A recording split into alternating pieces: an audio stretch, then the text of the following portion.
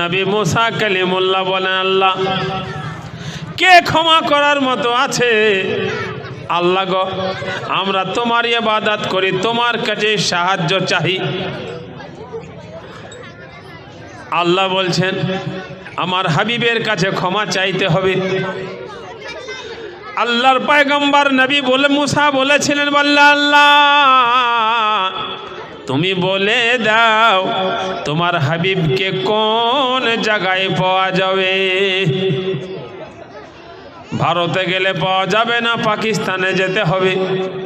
আল্লাহ সে তোমার হাবিবের ঠিকানাটা বলে দাও।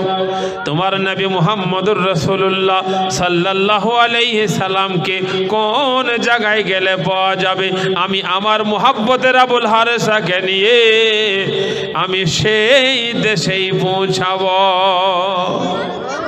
আল্লাহ রব্বুল আলামিন বলেছিলেন, বলে মুসা আমার হাবিবকে আমি এখনো জগতের বুকে পাঠাইনি, নবীকে এখনো জগতের বুকে পাঠাইনি। তো নবী মুসা বলছেন, আল্লাহ কবে পাঠাবা, কবে পাঠাবা? আল্লাহ বলেন, বলে আজ থেকে নিয়ে ঠিক 3000 বছর পরে আমার মুহাম্মদুর রাসূলুল্লাহ সাল্লাল্লাহু আলাইহি সাল্লামকে আমি দুনিয়ার বুকে পাঠাবো। আবুল হারেসার জন্য নবী মুসা দোয়া করছেন। মন থেকে দোয়া কার জন্য করা হয়? যাকে মন থেকে ভালোবাসা যায়, নাকি গো? ভালোবাসা জিনিসটা বাবা কঠিন জিনিস। প্যারে হাজেরিন, আল্লাহর পয়গম্বর নবী মুসা কালিমুল্লাহ যেন কেঁদে ফেললেন। বলে আল্লাহ গো, যিনি হলেন মানব কুলের আদি পিতা আদম সফিউল্লাহকে তুমি 1000 বছর হায়াত দিয়েছিলে, নূহ নাজিহুল্লাহকে তুমি 900 বছর হায়াত দিয়েছিলে, ইব্রাহিম খলিলুল্লাহকে তুমি 600 বছর হায়াত দিয়েছিলে, তোমার হাবিবকে তুমি 3000 বছর পরে পাঠাবা। আমার আবুল হারেসা তো অতদিন বাঁচবে না, আর যদি না বাঁচে কেমন করে ক্ষমা চাইবে? আল্লাহ বলছেন, এ মুসা ওই আবুল হারেসাকে গিয়ে জানিয়ে দাও, সে যদি আমার হাবিবের কাছে ক্ষমা চাইতে ইচ্ছুক হয়, আমার নবীর কাছে ক্ষমা চাইতে রাজি হয়, আমি আল্লাহ তার হায়াতটাকে আমি অতটাই লম্বা করে দেব। বলুন সুবহানাল্লাহ। আল্লাহ তাবারক তাআলা কোরআন পাকে বলেছেন, হায়াতের মালিক হলাম আমি আর মওতেরও মালিক হলাম আমি। সুম্মা ইউহয়িকুম সুম্মা ইউমিতুকুম। হায়াতের মালিক হলেন আল্লাহ আর মওতেরও মালিক হলেন আল্লাহ। তো আল্লাহ বলছেন মুসা ওই আবুল হারেসাকে জানিয়ে দাও, সে যদি আমার হাবিবের কাছে ক্ষমা চাইতে ইচ্ছুক হয়, আমি আল্লাহ তার হায়াত অতটাই লম্বা করে দেব, কিন্তু শর্ত এই অবস্থাতেই তাকে থাকতে হবে, এই অবস্থাতেই থাকতে হবে। আল্লাহর পয়গম্বর নবী মুসা কালিমুল্লাহ সাজদা থেকে মাথা উঠালেন, 1 পা 2 পা করে নিচে আসলেন। আবুল হারেসা চাতক পাখির নাই নবীর দিকে তাকিয়ে আছেন, আমার নবী কি সমাচার আনছেন? পয়গম্বরকে জিজ্ঞাসা করছেন, বলে ইয়া রাসূলুল্লাহ, ইয়া মুসা কালিমুল্লাহ, হুজুর এবার বলেন আল্লাহর কি ফরমান? তো নবী মুসা কালিমুল্লাহ সারা ঘটনা শুনিয়ে দিলেন। বলে ऐसा ऐसा হাল, তোমাকে আল্লাহ কখনোই ক্ষমা করবে না যতদিন পর্যন্ত যে নামের উপরে বেয়াদবি করেছ, গুস্তাখি করেছ, সেই মুহাম্মদুর রাসূলুল্লাহর কাছে ক্ষমা চাইতে হবে। আজ বলেন তো, আজ নবীকে নিয়ে কত লাঞ্ছনা চলছে। বলে নবী এইরকম, নবী ওই রকম, নবী অমুক জানে না, নবী তমুক জানে না, নানা রকমের চলছে কি চলছে না? আমার তো বড় ভয় হয় যে আল্লাহ জানে এইরকম গজব না পাঠিয়ে দেয় তার উপরে। প্যারে হাজেরিন, আল্লাহ বলেছেন যে আমি আল্লাহ, আমার বান্দা যদি পাহাড় সমতুল্য গুনাহ করে আমি আল্লাহ চাইলে ক্ষমা করে দেব, কিন্তু আমার হাবিবের বেয়াদবি আমি বরদাস্ত করব না। মুআজ্জাজ সামিনে কেরাম, আল্লাহর নবী মুসা কালিমুল্লাহর কাছ থেকে সারা ঘটনা যখন ওই গোসাপটা শুনলেন, শোনার পরে বলছেন, হুজুর গো, আমি সেই জায়গাতেই যাব, আমি তাতে রাজি। হুজুর আপনি বলে দেন নবী কোন দেশে আসবে, সেই দেশটার নাম বলেন। নবী কোন বংশে আসবে সেই বংশটার নাম বলেন। আল্লাহর পয়গম্বর নবী মুহাম্মদুর রাসূলুল্লাহ সাল্লাল্লাহু আলাইহি সাল্লামের উম্মত হলাম আমরা। আজ আমরা মুখে বলি নবী, নু বে ইয়া নবী, নাকি বলছেন? তো নবী শব্দের অর্থটা আমরা হয়তো অনেকে জানি আর অনেকে জানি না, নাকি বলছেন? নু বে ইয়া নবী, তো নবী মানে হলো ভবিষ্যৎ বর্ণনাকারী, ভবিষ্যৎ বর্ণনাকারী। আহলে সুন্নাত ওয়াল জামাতের আলেমগণ বলে নবী গায়েবের সংবাদদাতা, আর কিছু আলেমরা বলে নবী গায়েব জানে না। হ্যাঁ, এই নিয়ে তো চলছে দ্বন্দ্ব। এক শ্রেণীর মানুষ বলছে ইয়া নবী সালামু আলাইকা পড়ো, আর এক শ্রেণীর মানুষ বলছে ও পড়াই যাবে না, নাকি গা ও পড়া যাবে না। তার ব্যাপারে অনেক রকম ফতোয়া লাগাচ্ছে। আচ্ছা বলেন, ইয়া নবী সালামু আলাইকা, ইয়া রাসূল সালামু আলাইকা, এটা তো সালাম নাকি? বলে এ আলেমের দল, আমি নাম করে বলছি না, তোমরাও পড়ো। আত্মাহিয়াত পড়ে না গো? আচ্ছা বলেন তো কোন মুসলমানটা নামাজে আত্মাহিয়াত পড়ে না? কেউ যদি বলে আমি আত্মাহিয়াত নামাজে পড়বো না, তার নামাজ হবে? আত্মাহিয়াত পড়া ওয়াজিব। তো আত্মাহিয়াত কি আছে? আসসালামু আলাইকা আছে কি নাই? আত্তাহিয়াতু লিল্লাহি ওয়াস সালাওয়াতু ওয়াত তাইয়্যিবাতু আসসালামু আলাইকা আইয়ুহান নাবিয়্যু ওয়া রাহমাতুল্লাহ। দেখানে সালাম পড়ছি কি পড়ছি না নবীর নামে? তাহলে এখানে তুমি পড়ছো গোপনে বলে? আল্লাহর নবী সাল্লাল্লাহু আলাইহি সাল্লাম বলেছেন, ঈমানদার উনি যিনি মনে বিশ্বাস করে আর মুখে প্রকাশ করে, তিনি হলেন পূর্ণ ঈমানদার। প্যারে হাজিরিন, যাক সেদিকে যাচ্ছি না, কথা বেড়ে যাচ্ছে। আল্লাহর পয়গম্বর নবী মুসা কালিমুল্লাহ আলাইহিস সালাতু সালাম ভবিষ্যৎ বর্ণনা করছেন, গায়েব বর্ণনা করছে। প্যারে হাজিরিন, নবী মুসা কালিমুল্লাহ আলাইহিস সালাতু সালাম ওই মিশর শহরে দাঁড়িয়ে দাঁড়িয়ে বর্ণনা করছেন। বলে আবুল হারেসা, নবী মক্কা শহরে আসবেন, নবী এমনই এক বংশে আসবে যেই বংশটা সারা মক্কার মধ্যে উৎশ্রেষ্ঠ বংশ হবে। প্যারে হাজিরিন, আবুল হারেসা বলছে, হুজুর গো, ওই মক্কাটা দিহাত হবে না শহর হবে? তো নবী মুসা বলছেন, আবুল হারেসা, বিশ্বের বুকে সব চাইতে উন্নত মান শহর হবে, মক্কার চাইতে উন্নত শ্রেষ্ঠ শহর পৃথিবীতে আর দ্বিতীয় হবে না। তো আবুল হারেসা বলছে, হুজুর, আমি যদি এই অবস্থাতেই থাকি, এই গোসাপ রূপেই থাকি, আমাকে কোনো মানুষ শহরে বাস করতে দেবে না। দিবে কি? একটা গোসাপ বাস করতে দেবে? যে দেখবে সেই ইট মারবে, সেই ঢাল মারবে। বলে হুজুর এমনই একটি জায়গার নাম বলেন, এমনই একটি ঠিকানার নাম বলেন যেখানে নবী আসবে আর গ্যারান্টি সহকারে আসবে, আর সেখানে আমি অপেক্ষা করব, নবীর সঙ্গে দেখা করব আর ক্ষমা চাইব। এমনই একটি জায়গার নাম বলেন। তো মুআজ্জাজ সামিনে কেরাম 3000 বছর পূর্বে গায়েবের সংবাদ বলছেন নবী মুসা কালিমুল্লাহ।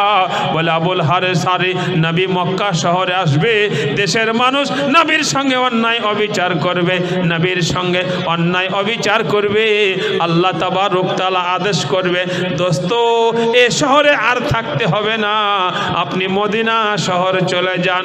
বলে আবুল হারেসা মক্কা হইতে মদিনা যাওয়ার পথে একটা সুর নামক পাহাড় আছে, সুর নামক পাহাড় আছে, ওই পাহাড়ের গুহায় আল্লাহর নবী মুহাম্মদুর রাসূলুল্লাহ এক বেলা আরাম করবে।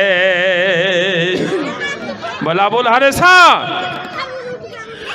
যদি তুমি ওই গুহায় পৌঁছাও, নবীকে অবশ্যই গ্যারান্টি সহকারে পাবে দেখা। আবুল হারেসা বলছে হুজুর গো, আপনি তো বললেন এক বেলা আরাম করবে, তো বেলা তো কয়েকটা হয়, সকালবেলা, দুপুরবেলা, বৈকালবেলা, সন্ধ্যাবেলা, ভোরবেলা, রাত্রিবেলা, কয়েকটা বেলা হয়। ইয়া রাসূলুল্লাহ, ইয়া মুসা কালিমুল্লাহ, আপনি সঠিকভাবে নির্ণয় করে দেন। আমি হয়তো সকালবেলায় অপেক্ষা করলাম, কোনো কাজের জন্য বাইরে গেলাম, আর নবী বৈকালবেলায় আসলো, আমার সঙ্গে আর দেখা করা হলো না, তাহলে আমার অপেক্ষা করাটা বৃথা হয়ে যাবে। আল্লাহর পয়গম্বর নবী মুসা কালিমুল্লাহ 3000 বছর পূর্বে বলেছিলেন, বলে আবুল হারেস রে নবী সূর্য উদয় হওয়ার পর থেকে নিয়ে সকালবেলা হইতে সূর্য ঢলা পর্যন্ত আরাম করবে। বলে আবুল হারেসা এই সুযোগে তুমি যেন নবী মুহাম্মদুর রাসূলুল্লাহর কাছে ক্ষমা চেয়ে লিও। প্যারে হাজিরিন, আবুল হারেসা মিশর থেকে রওনা দিলেন, বলে আর এ দেশে থাকবো না, নবীর কাছে ক্ষমা নেওয়ার জন্য ওই সুর নামক পাহাড়ে এসে আবুল হারেসা অবস্থান করতে লাগলেন। দিনের বেলায় আবুল হারেসা খাবার সঞ্চয় করে, আর সকাল হওয়ার পূর্বে গুহার মধ্যে এসে চাতক পাখির ন্যায় আবুল হারেসা বসে থাকে, নবী কখন আসবে আর নবীর কাছে ক্ষমা চাইব।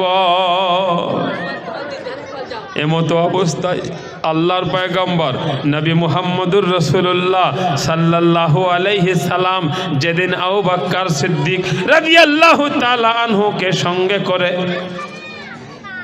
সঙ্গে করে নবী আমার মদিনা যাওয়ার জন্য রওনা হবেন, সেটাকে বলা হয় হিজরাত, নাকি বলছেন হিজরাত। আল্লাহর নবী মুহাম্মদুর রাসূলুল্লাহ সাল্লাল্লাহু আলাইহি সাল্লামের উপরে মক্কার মানুষ এত অত্যাচার করেছিল, নবীর রাস্তায় বেরোনো বিপদ ছিল। একদিন রাতের বেলায় অর্ডার হয়ে গেল আল্লাহ, বলে আজকের এই রাত্রিতেই আপনাকে চলে যেতে হবে। মুআজ্জাজ নবী মুস্তাফা বিছানা ছাড়লেন, আবু বকর সিদ্দিক রাদিয়াল্লাহু তাআলা আনহুর বাড়িতে আসলেন, দরওয়াজায় মুখ লাগালেন, মুখ লাগিয়ে আস্তে করে ডাকছেন আবু বকর, যাতে কোনো মানুষে আমার শব্দটা শুনতে না পায়, কারণ পিছনে শত্রু আমার রাস্তা নাকাবন্দি করে রেখেছে, আমাকে যেতে দেবে না, অ্যারেস্ট করবে, গ্রেফতার করবে। আবু বকর সিদ্দিক রাদিয়াল্লাহু তাআলা আনহু নবীর এক ডাকে সাড়া দিয়েছে, লাব্বাইক ইয়া রাসূলুল্লাহ।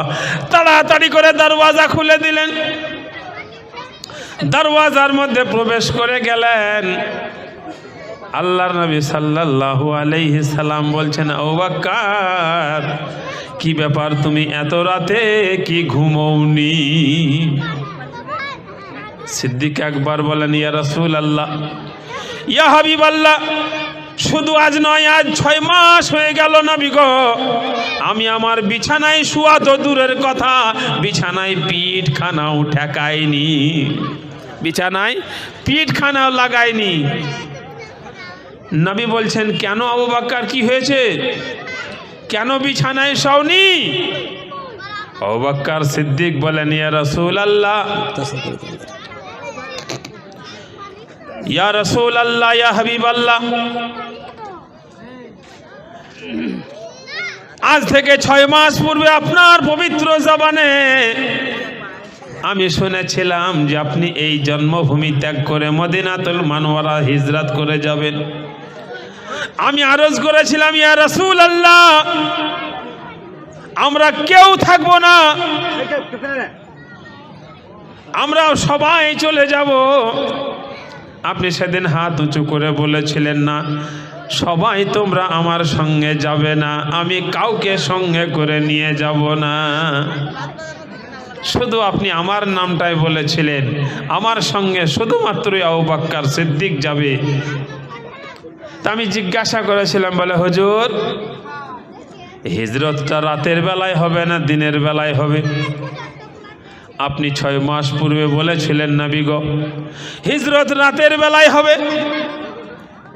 ইয়া রাসূলুল্লাহ, আমি আপনার মজলিস থেকে বাড়ি না এসে মক্কার হাটে গিয়েছিলাম, 2টো উট কিনেছিলাম।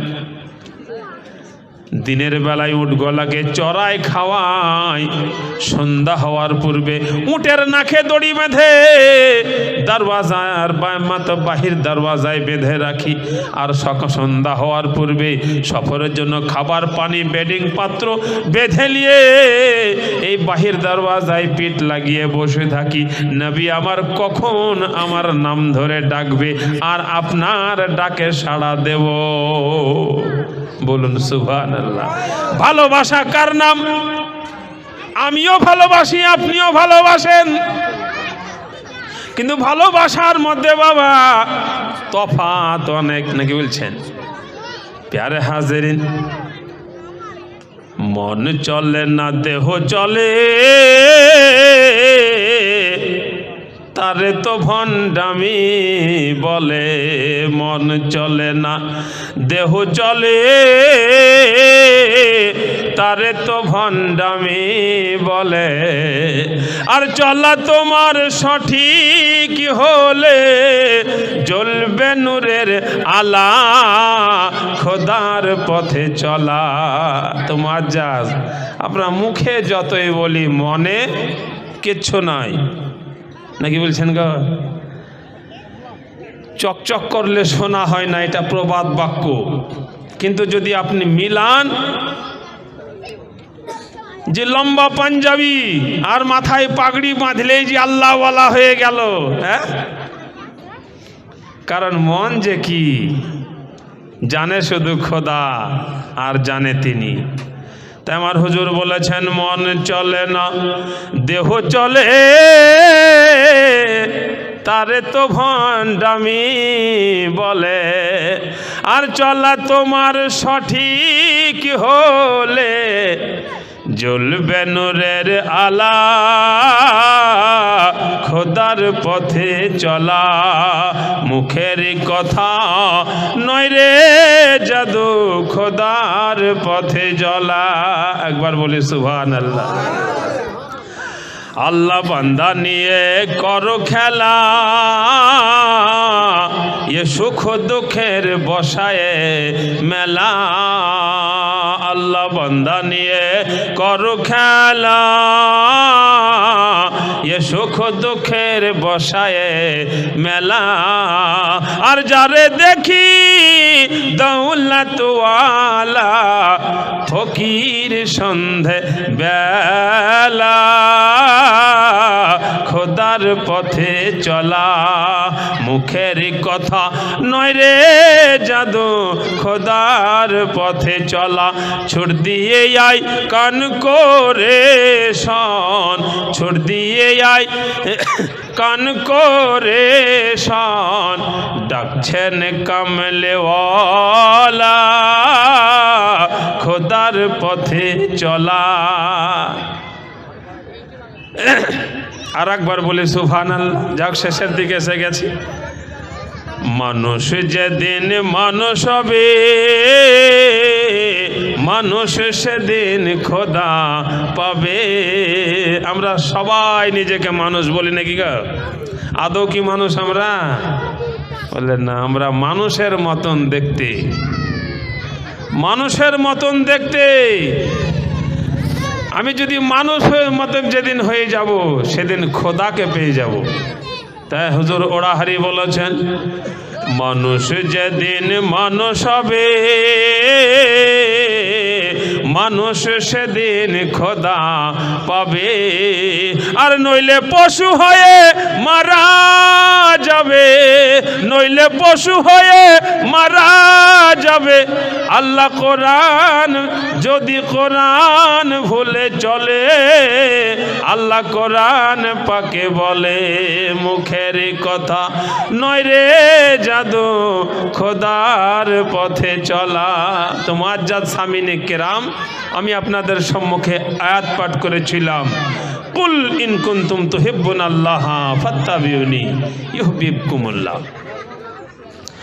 আল্লাহ বলছেন, আমাকে যদি সন্তুষ্ট করতে হয়, আমার হাবিবকে সন্তুষ্ট করো, আমার হাবিবকে খুশি করো। মুআজ্জাজ ताई शेर बोले खुदा के बंदे सब है पर खुदा मिलता नहीं उनको, और खुदा उन्हीं को मिलता है जो बने बंदे मोहम्मद सल्लल्लाहु अलैहि सलाम के। আল্লাহ তাবারক তাআলার বান্দা আমরা সবাই, কিন্তু আল্লাহ বলছেন আমি তোমাকে অতক্ষণ পর্যন্ত বান্দা বলে স্বীকার করব না যতক্ষণ তোমার নামটা আমার হাবিবের গোলামির খাতায় না লেখাবা।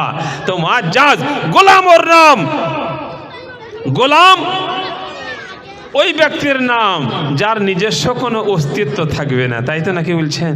তো মুআজ্জাজ আল্লাহু আকবার, আল্লাহু আকবার, ইয়া রাসূল আল্লাহ, ইয়া রাসূল আল্লাহ, জিন্দাবাদ জিন্দাবাদ জিন্দাবাদ জিন্দাবাদ, আল্লাহু আকবার। তো যাই হোক, বক্তা এসে গেছেন, আর লম্বা করছি না। আল্লাহ তাবারক তাআলা যদি কোনো দিন সুযোগ দেয় আবার দেখা হবে। ওয়াখির দাওয়ানা আনিল হামদুলিল্লাহি রাব্বিল আলামিন। বলা ভাষার মধ্যে যদি হয়ে থাকে ত্রুটি ক্ষমা প্রার্থী, আস্তাগফিরুল্লাহ রব্বি মিন কুল্লি জামবি ওয়া আতুবু ইলাইহি। আসসালামু আলাইকুম ওয়া রাহমাতুল্লাহি ওয়া বারাকাতুহু।